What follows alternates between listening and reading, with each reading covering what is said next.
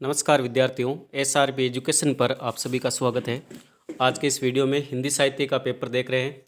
कक्षा 12 के लिए उच्च माध्यमिक परीक्षा 2022 हिंदी साहित्य का प्रश्न पत्र जो 23 अप्रैल 2022 को हुआ है, प्रश्न उत्तर देख रहे हैं।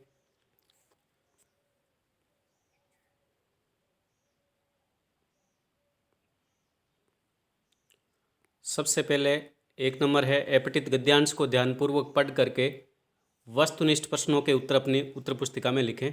तो पहला प्रश्न है, उपर्युक्त गद्यांश का उचित शीर्षक है भारतीय संस्कृति, दे ऑप्शन राइट है। दूसरा है, मनुस्मृति में धर्म के कितने लक्षण बताए गए हैं, ऑप्शन नंबर से राइट है, 10 लक्षण बताए हैं।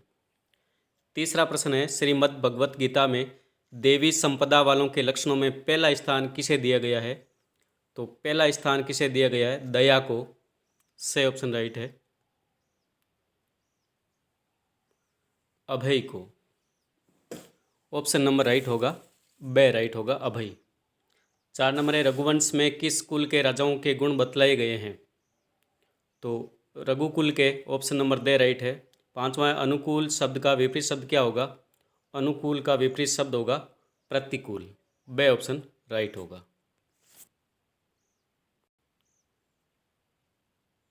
6 नंबर है, भारत में किस पर विशेष बल दिया गया है, भारत में किस पर विशेष बल दिया गया है, संस्कृति के आंतरिक अंगों पर, दे ऑप्शन राइट है।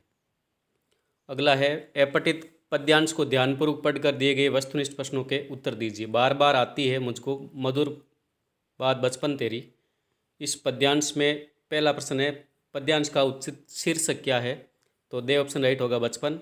बचपन में क्या नहीं होता था, पुरुषार्थ ज्ञान का मोह। और अगला है, मधुर शब्द का विलोम शब्द क्या है, तो मधुर शब्द का विलोम शब्द है कटु, ऑप्शन नंबर से राइट होगा। प्रश्न नंबर है 10, छुआछूत किसने जाने पंक्ति का अर्थ है, छुआछूत को नहीं जानते थे, ऑप्शन नंबर ए राइट है। अंगूठा चूसने को किसके समकक्ष माना है, अमृत पीने के, से ऑप्शन राइट है। अंशु का तत्सम शब्द क्या है, ऑप्शन नंबर दे राइट है, अश्रु। खाली जगह भरिए। वाक्य का अर्थ पढ़ने के साथ सहज समझ आ जाए वहाँ होता है प्रसाद गुण। दूसरा है, काव्य के रसास्वादन में बाधा पहुंचाने वाले तत्व क्या कहलाते हैं, वो काव्य दोष कहलाते हैं। खाली जगह में आएगा काव्य दोष। तीसरा है, गीति का छंद के प्रत्येक चरण में 26 मात्राएं होती है। चौथा है, छंद में लघु वर्ण का संकेत चिन्ह एवं गुरु वर्ण का संकेत चिन्ह होता है, तो लघु का चिन्ह होता है और यह है दीर्घ वर्ण का चिन्ह। अलंकार मुख्य रूप से 3 प्रकार के होते हैं और एक ही वर्ण की आवृत्ति बार बार होने पर वहाँ अनुप्रास अलंकार होता है। तीसरा है, निम्नलिखित अति लघुतरात्मक प्रश्नों के उत्तर अधिकतम 20 शब्दों में दीजिए। रूपक अलंकार की परिभाषा क्या है, उपमेय में उपमान का आरोप होने पर, अभेद रहित होने पर, आरोप होने पर रूपक अलंकार होता है। और मानवीकरण अलंकार का उदाहरण क्या है, मधु से करता था मधुमास, बता दो मधु मदिरा का मान। जनसंचार के माध्यमों में सबसे पुराना माध्यम कौन सा है, वो है रेडियो। विशेष लेखन की सूचनाओं के स्रोतों में 2 के नाम लिखने हैं, 2 ककार के नाम लिखने हैं, तो क्या और कौन, एक हो जाएगा क्या और दूसरा हो जाएगा कौन। प्रसाद के किस प्रसिद्ध नाटक से कार्नेलिया का गीत लिया गया है, तो चंद्रगुप्त से ये लिया गया है। प्रश्न नंबर है 7वां, दूसरा देवदास का ने मनु की बुआ का क्या नाम था, मनु की बुआ का नाम था पारो। अगला है, निराला को कविता के क्षेत्र में किस प्रयोग का प्रवर्तक माना जाता है, मुक्त छंद का प्रवर्तक माना जाता है। अगला है, भरत ने बचपन में राम कृपा की कैसी रीति देखी थी, भरत ने बचपन में राम कृपा की रीति देखी थी कि राम अपराधियों पर भी दया करते थे, अपराधियों को भी क्षमा कर देते थे और वह अपने परिवारजनों के परिजनों के प्रति भावनाओं का सम्मान भी करते थे। कविता के प्रमुख तत्व कौन कौन से हैं, कविता के प्रमुख तत्व कौन कौन से हैं और कैसे लिखे कहानी के आधार पर बताइए कि कथानक के तौर पर कौन कौन से भाग होते हैं और नाटककार को लिखते समय पहले किसका चुनाव करना पड़ता है? तो नाटककार को घटनाओं की जानकारी होनी चाहिए, शब्दों का भी चयन करना पड़ता है। कथानक के आमतौर पर कौन कौन से भाग होते हैं और कविता के प्रमुख तत्व कौन कौन से हैं, ये आपको लिखने हैं।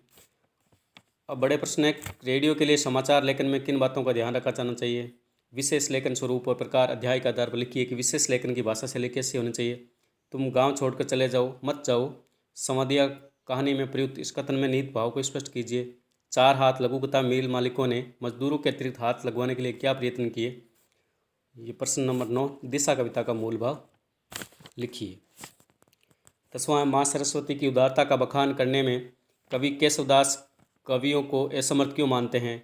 सच्चिदानंद, हीरानंद, वात्स्यायन, अज्ञेय अथवा विद्यापति में से किसी एक का साहित्यिक परिचय लिखिए। 12वां, सूरदास की झोंपड़ी पाठ का दर्प लिखिए, पूरे मोहल्ले में सूरदास की बदनामी क्यों हुई? 13वां, भूप दादा को पहाड़ पर अकेला बताने की कृपा की रूप की बात का भूप दादा क्या उत्तर देते थे? 13वां के बाद में है प्रश्न नंबर 14। खूब मनाओ दशहरा दिवाली पंक्ति का अपना मालवा खाऊ उजाड़ू सभ्यता में पाठ का आधार से स्पष्ट कीजिए। आरोहण कहानी में पर्वतीय वर्णित पर्वतीय सौंदर्य को अपने शब्दों में लिखिए। दूसरा, देवदास कहानी का कथानक संक्षेप में अपने शब्दों में लिखिए। विकास के नाम पर पर्यावरण विनाश एवं विस्थापन की तुलना की यातना को मनुष्य भोग रहा है, जहां कोई वापसी नहीं। पाठ के आधार पर कथन की समीक्षा कीजिए। 17वां है, भारत की किन किन विशेषताओं को कर्नेलिया का गीत कविता में चित्रित किया गया है? 17वां का तत्व है सरोज स्मृति कविता का केंद्रीय भाव लिखिए। 18वां, सूरदास की झोंपड़ी पाठ के आधार पर सूरदास की चारित्रिक विशेषताएं लिखिए अथवा में आरोहण कहानी के आधार पर भूप दादा की चारित्रिक विशेषताएं लिखिए। 19वां, एक सप्रसंग वाक्य कीजिए। एक पठित पद्यांश है। 19वां के बाद में 20 और 21 20वां पठित गद्यांश है। दोनों में से किसी एक ही सप्रसंग व्याख्या करनी है। 21वां है निबंध। किसी एक विषय पर 400 शब्दों में निबंध लिखिए। पर्यावरण संरक्षण, कंप्यूटर क्रांति, कोरोना काल और यदि मैं प्रधानाचार्य होता। धन्यवाद विद्यार्थियों।